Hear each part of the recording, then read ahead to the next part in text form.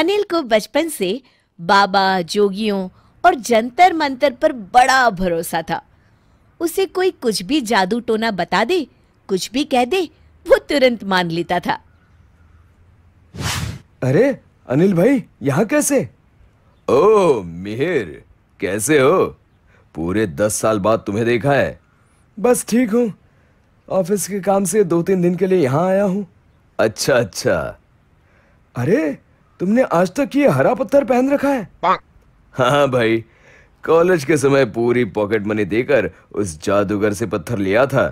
उसने कहा था इसे पहनते ही मैं बड़ा आदमी बन जाऊंगा।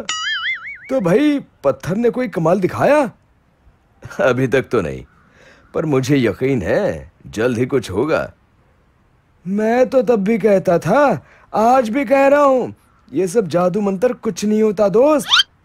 तू देखना, ये अंगूठी मुझे बड़ा आदमी जरूर बनाएगी।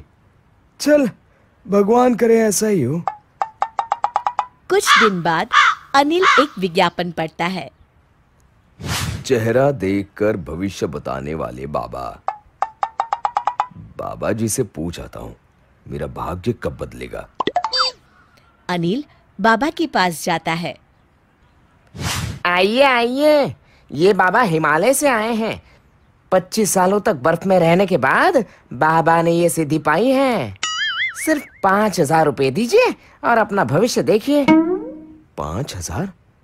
ये तो बहुत ज्यादा है, कुछ कम नहीं हो सकता क्या? यहाँ क्या प्याज बिक रहा है जो तुम मोल भाव कर रहा है? पूरे पैसे निकाल वरना निकल ले। अरे नहीं नहीं, मैं तो मजाक कर रहा था। ये लो पैसे। बाबा जी, मैं बहुत परेशान हूँ। 10 साल से बड़ा आदमी बनने के सपने देख रहा हूँ। ये सपने कब पूरे होंगे? कभी नहीं। तेरे चेहरे पर लिखा है, तू अगले 2 महीने में मर जाएगा। ये आप क्या कह रहे हैं बाबा जी? यही सच है। अनिल रोते रोते घर आता है। रात भर वो कुछ सोचता रहता है। सुबह होते ही वो बैंक चला जाता है। सर, मुझे 1 करोड़ का लोन चाहिए। ठीक है, आप जरूरी कागज ले आइए। अनिल को लोन मिल जाता है। अगले दिन, बानी, ये लो तुम्हारे नए बंगले की चाबियां। अब तुम्हें इस छोटे से घर में रहने की कोई जरूरत नहीं है। क्या बात कर रहे हैं जी? हाँ, सही कह रहा हूं। जल्दी तैयार हो जाओ, तुम्हें अपना नया बंगला दिखाकर आता हूं। बानी तैयार होकर बाहर आती है तो देखती है बाहर एक चमचमाती कार खड़ी है। क्या क्या ये कार हमारी है? हाँ हाँ, हमारी ही है। आओ बैठो। अनिल बानी को बंगला दिखाकर घर ले आता है।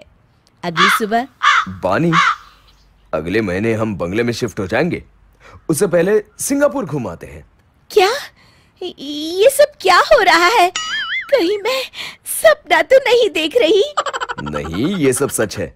घूम के आते हैं, फिर मैं तुम्हें सब बताऊंगा। कुछ दिन बाद सिंगापुर से लौटते समय, ए जी, अब तो बताइए, इतने पैसे आपके पास कहाँ से आए? देखो, तुम घबराना मत, मेरी बात ध्यान से सुनो। बोलिए। अब मेरी जिंदगी बस 1 महीने की और है। हाय, मैं मर गई। नहीं नहीं, तुम नहीं, मैं मरने वाला हूं। अब चुप होकर मेरी बात सुनो। बोलिए। मैंने 1 करोड़ का लोन लेकर तुम्हारे लिए गाड़ी और बंगला लिया है। तुम्हें सिंगापुर भी घुमा दिया। मैं मर गया तो लोन नहीं चुकाना पड़ेगा। मैं तो जा रहा हूं, पर मैंने तुम्हारे ऐशो आराम की व्यवस्था कर दी है। पर आप क्यों मर रहे हो? मुझे एक बहुत बड़े बाबा जी ने बताया है कि मैं मरने वाला हूं। अच्छा, जाने से पहले अगर मेरे सोने की कंगन। मैं मर रहा हूं, तुम्हें अपने गहनों की पड़ी है? देखो जी, आप तो मर जाओगे, मुझे तो जीना पड़ेगा ना। इसी सोसाइटी में सबके साथ बिना कंगन पहने रहना।